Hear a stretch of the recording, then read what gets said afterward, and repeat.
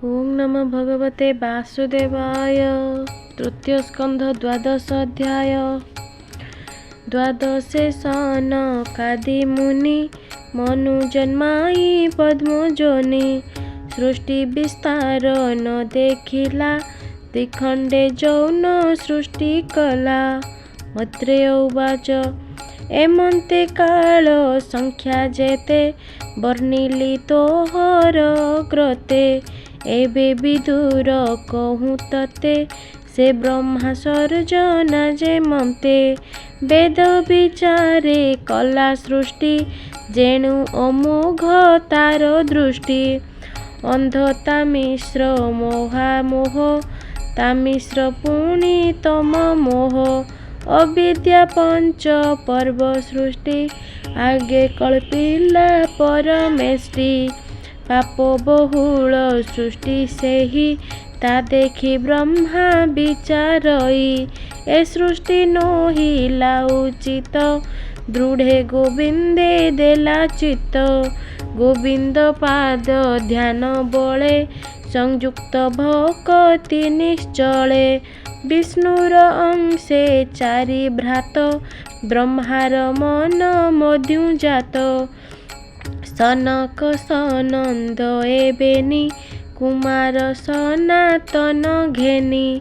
स्वभावे ऊर्ध्वरे ताहन्ति विष्णु आन न जानन्ति। ताहांकु चाहि वेदवर स्वभावे कहई मधुर। तुम्भे चतुर पुत्रे मोर वेद प्रमाणे सृष्टि कर।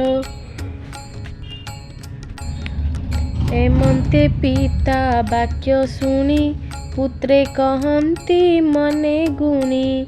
आंभर तेणे कार्य नाही एमंत आज्ञा दियो तुही। गोविंद चरणार बिंदे भक्ति करिबु मुख पदे। एमंत शुणी तांक बाणी क्रोधे कंपिला कुश पाणी। पुणी बुद्धिरे चित्त धरी ध्याने सुमरी नर हरि। कोपे भ्रुकुटी ताकुटिल बदन दिशिला पिंगल। भ्रुकुटी मध्यु पुत्र जात दिशई सुनील लोहित। देवंक पूर्वे जात सेहि कांदई ब्रह्मा मुख चाहि। बोलई शुण वेदवर मोहर नाम आगे कर। निर्भय स्थाने स्थाप मते जेमंते रहिबि निश्चिन्ते। शुणी सानंद प्रजापति चिंतिला जेबा नाम स्थिति। हे पुत्र रोदन न कर करिबि वचन तोहर। रोदन कलु आगे जेणु तो नाम रुद्र हेउ तेणु। एमंत कही तार आगे स्थान कल्पिला यथा भागे।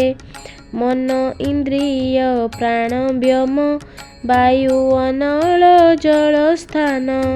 मोहिमिहिर चंद्र तप एमंते एकादश रूप। जे स्थाने जे नाम तोहर होइब शुण हे कुमर। मन उपरे मनु नाम इंद्रिय पदे मनु जान। प्राणरे बसे मोहिनस आकाशे महान प्रकाश। पवने शिव रूपे बसे अनले ऋतु ध्वज मिसे। ऊर्ध्वरे तस जल जोगे भव बसिब भूमि भागे।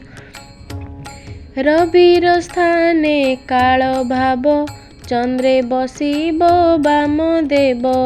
तपे बसिब धृत व्रत एमंते एकादश मत। तुम्भर पत्नी नाम जेते शुण कहिबा तो ग्रते। धिवृति उषना जे उमा अपरे शुण जेते बामा। निउत्सर्पी इला अंबिका इरावती जे सुधा दीक्षा ए कन्या रुद्राणी बोलांती एहांको तुम्भे हुओ पति।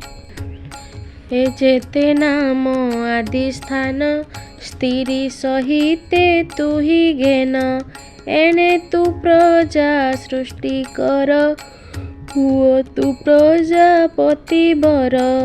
एमंते गुरु आज्ञा पाई नील लोहित तोष होई सत्वाकृति आत्मसम निर्माण कला प्रजागण। से ब्रह्मा रुद्र सृष्टि चाहि सभये कंपे तार देहि बोलंती रुद्र मुख चाहि भोपुत्र एणे कार्य नाही। ए सृष्टि महा भयंकर देखि कंपिला चित्त मोर। ए सृष्टि दश दिग तुले मोहर मन ताप कले। एबे तु तप साध्य कर सर्वजीवंक सुख घर। तपर बळे जगते प्रजा तु कर पूर्व मते।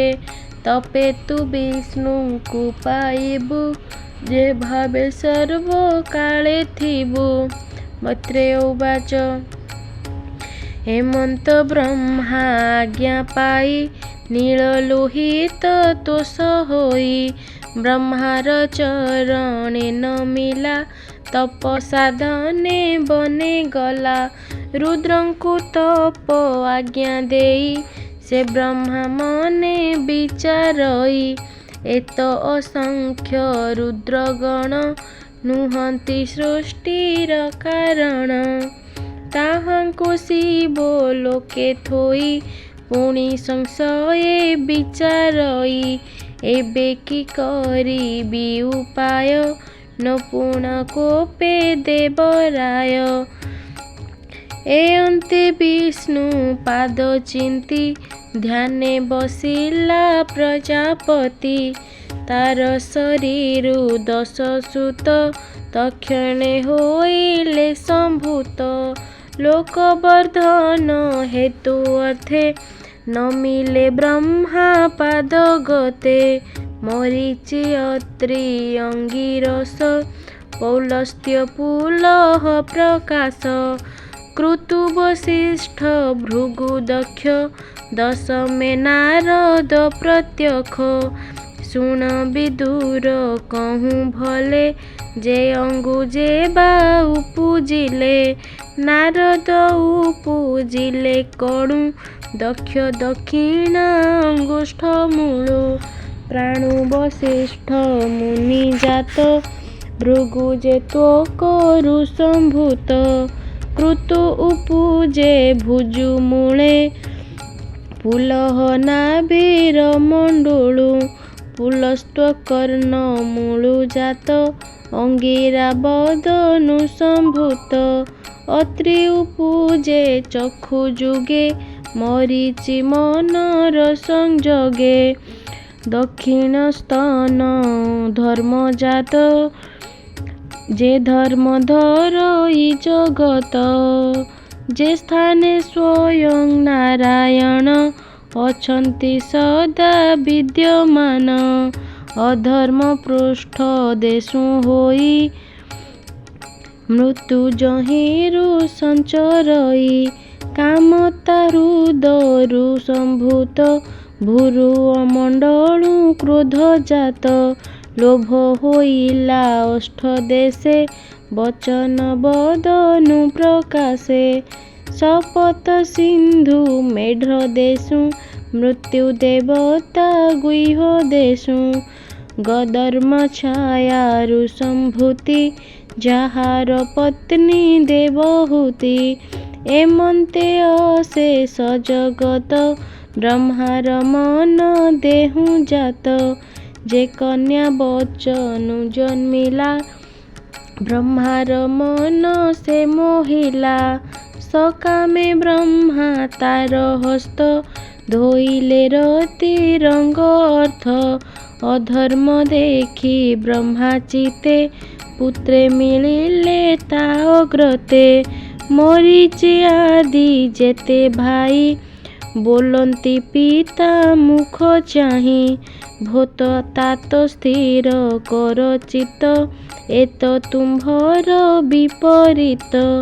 ଯେ କର୍ମ ପୂର୍ବାପର ନାହିଁ ଏବେ ସେ ସମ୍ଭିବ କାହିଁ। କାହିଁ ଦୁହିତା ରମେ ପିତା ଏଣୁ ଆମ୍ଭର ମନେ ଚିନ୍ତା। ପୂର୍ବେ ତେଜସ୍ୱୀ ଯେତେ ଥିଲେ ସତ୍ୱେ ସେ ଧର୍ମ ଆଚରିଲେ। ସେ ନ କରନ୍ତି ଏଡ଼େ କର୍ମ ସ୍ୱଭାବେ ନୁହଁ ଇଏ ଧର୍ମ। ଯେ ଧର୍ମ ଲୋକ କ୍ଷମ କରେ ଆନନ୍ଦେ ଆତ୍ମାକୁ ଉଦ୍ଧାରେ। ଭୂତାତ ଧର୍ମେ କର ଚିତ୍ତ ଅଧର୍ମେ ନ ବୁଡୁ ଜଗତ। ତୁ ଏବେ ପାପ ଆଚରିଲେ ସଂସାରେ ଥିବ କେବା ଭଲେ। ଏମନ୍ତ ବ୍ରହ୍ମାଙ୍କୁ ଜଣାଇ ପୁଣି ବୋଲନ୍ତି ବିଷ୍ଣୁ ଚାହିଁ। ହେ ବିଷ୍ଣୁ ଜଗତ ଈଶ୍ୱର ଆମ୍ଭର ତୋତେ ନମସ୍କାର। ତୁ ଦେବ ଧର୍ମ ରକ୍ଷା କର ଅଧର୍ମେ ନ ବୁଡୁ ପିଅର। ଏମନ୍ତେ ପୁତ୍ରଙ୍କୁ ଅନାଇ ବ୍ରହ୍ମା ରହିଲେ ଲଜ୍ଜା ପାଇ। ତକ୍ଷଣେ ଛାଡ଼ି ତାର ହସ୍ତ ବିଷ୍ଣୁ ସୁମରେ ବେଦନାଥ। ଅତି ଲଜ୍ଜିତ ଯେଣୁ ହେଲା ଲୀଳାରେ ତନୁ ତ୍ୟାଗ କଲା। ସେ ବ୍ରହ୍ମା ଯେଣୁ ଲଜ୍ଜା କଲା ତା ତନୁ ଅଷ୍ଟ ଦିଗେ ଗଲା। ସେ ଘୋର ଅନ୍ଧକାର ରେଖା ନାମ ବହିଲା କୁଝଟିକା। ଅଧର୍ମେ ଅନ୍ଧକାର ହୋଇ ସୂର୍ଯ୍ୟର ମୁଖେ ପ୍ରକାଶଇ। ପୁଣି ଚଳଇ ଅଷ୍ଟ ଦିଶେ ସଞ୍ଚରେ ସମ୍ଭବି ଆକାଶେ। ମେଘର ପ୍ରାଏ ତାର ଦେହି ଶୁଣ ବିଦୁର ଏବେ କହି। ଚିନ୍ତା ଆକୁଳେ ପ୍ରଜାପତି ସୃଷ୍ଟି ବିଷये କଲାମତି। ଧ୍ୟାନ କରନ୍ତେ ମନ ଖେଦେ ମୁଖୁ ସ୍ଫୁରିଲେ ଚାରି ବେଦେ। ଶବଦ ବ୍ରହ୍ମ ପରିମାଣେ ଧର୍ମ ଅଧର୍ମ ଯେ ବଖାଣେ। ମନେ ବିଚାରେ ପଦ୍ମଯୋନି ମୁଁ ଏବେ ବେଦ ତତ୍ତ୍ୱ ଘେନି। କରିବି ବିଷୟ ଗୋଚର ଯେମନ୍ତେ ପୂର୍ବେ ସଂସାର। ବେଦ ବିଚାରେ ନାନା ମତେ କର୍ମ ବିସ୍ତାରୀ ଏ ଜଗତେ। ଏ ଚାରି ହୋତ୍ର କର୍ମତନ୍ତ୍ର ଯେ ଉପବେଦ ନ୍ୟାୟ ଶାସ୍ତ୍ର। ଏ ଭାବେ ଚାରି ପାଦ ଧର୍ମ ଆଶ୍ରମ ବୃତ୍ତି ଯଥାକ୍ରମ। ଯେ ଯୁଗେ ପ୍ରସରିବ ଯେତେ ବ୍ରହ୍ମା ବିଚାରେ ଅନ୍ତର୍ଗତେ। ବିଦୁରବାଚ ଭୌମୁନି କହିବା ପ୍ରଶ୍ନେ ସନ୍ଦେହ ଅଛି ମୋର ମନେ। ସେ ବିଶ୍ୱସର୍ଜନ ଈଶ୍ୱର ଅଶେଷ ଶକ୍ତି ଶ୍ରୁତିଧର। ଯେ ମୁଖେ ଯେ ବେଦ ସର୍ଜିଲେ ଯହୁଁ ଯେ ଧର୍ମ ପ୍ରକାଶିଲେ। ସେ କଥା କହ ମୁନି ମତେ ସଂଶୟ ନ ରହୁ ମୋ ଚିତ୍ତେ। ମୈତ୍ରେୟ ଉବାଚ ଶୁଣଃ ବିଧାତାର ଲୀଳା ଯେ ମୁଖୁ ଯେ ବେଦ ସର୍ଜିଲା। ଋଗ୍ବେଦ ପୂର୍ବ ମୁଖୁ କଲା ଦକ୍ଷିଣେ ଯଜୁ ପ୍ରକାଶିଲା। ସାମ ପଶ୍ଚିମ ମୁଖୁ ଜାତ ଅଥର୍ବ ଉତ୍ତରୁ ସମ୍ଭୂତ। ବେଦାଦି ଶାସ୍ତ୍ର ଶ୍ରୁତି ଶ୍ରୋତ୍ର ଯଜ୍ଞାଦି କୃତ ଅଗ୍ନିହୋତ୍ର। ଦେବଙ୍କ ମନ୍ତ୍ର ସ୍ତୁତି ଯେତେ ପୂର୍ବାଦି ଯଥା କ୍ରମ ମତେ। ଆୟୁର୍ବେଦ ଯେ ଧନୁର୍ବେଦ ଗାନ୍ଧର୍ବ ବେଦ ଶିଳ୍ପ ବେଦ।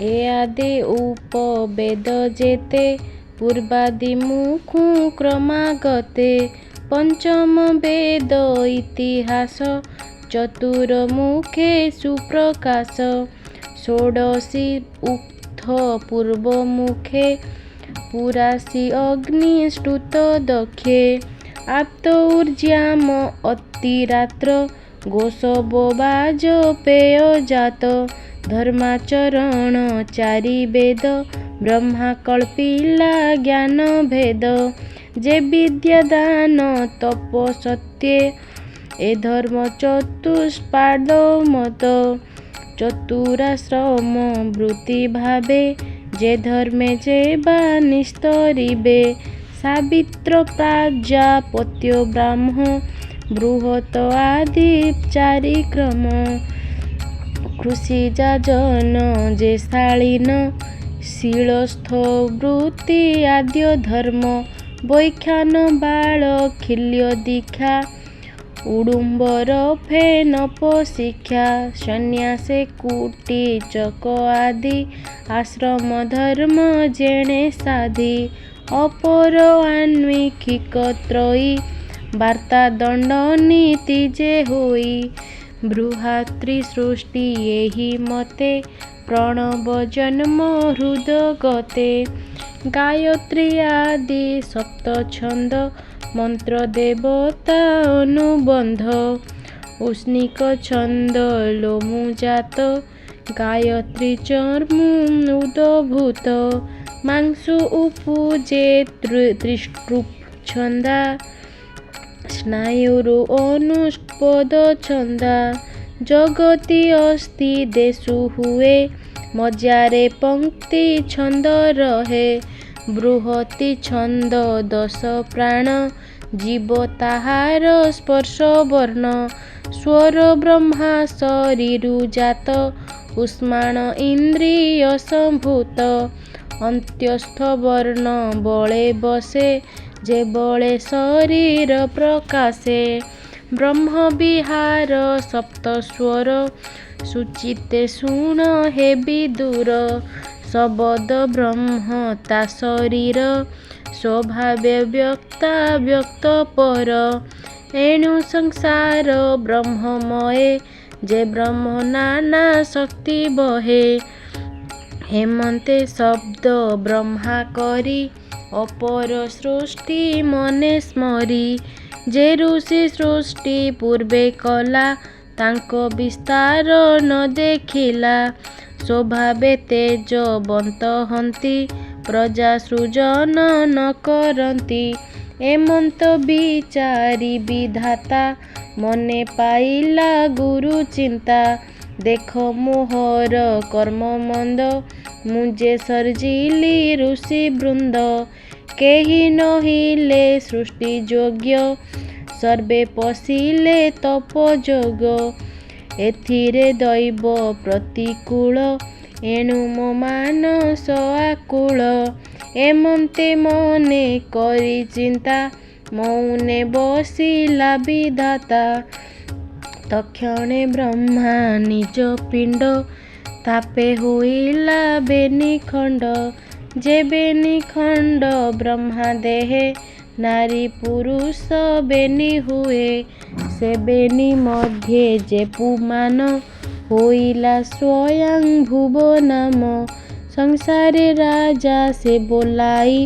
ଶୁଣ ବିଦୁର ଏବେ କହି ଅପର ଖଣ୍ଡ ନାରୀ ଜନ୍ମ ହୋଇଲା ସତ ରୂପା ନାମ ମନୁର ପତ୍ନୀ ସେ ହୋଇଲା ମୈଥୁନେ ସୃଷ୍ଟି ଉପୁଜିଲା ପଞ୍ଚସନ୍ତତି ତାର ତହୁଁ ହୋଇଲେ ଶୁଣ ନାମ କହୁଁ ଉତ୍ତନା ପାଦ ପ୍ରିୟବ୍ରତ ଆଗେ ହୋଇଲେ ବେନି ଭ୍ରାତ ଆକୁତି ଦେବ ହୁତି ବେନି ପ୍ରସୂତି ନାମେ କନ୍ୟା ତିନି ସେ ମନୁ କନ୍ୟା ଦାନ କଲା ଆକୁତି ରୁଚି ବିପ୍ରେ ଦେଲା କଦର୍ମେ ଦେଲା ଦେବହୂତି ଦକ୍ଷକୁ ସମର୍ପେ ପ୍ରସୂତି ତାହାଙ୍କ ଗର୍ଭୁ ନାନା ମତେ ସନ୍ତତି ପୁରିଲେ ଜଗତେ हेमंत भागवत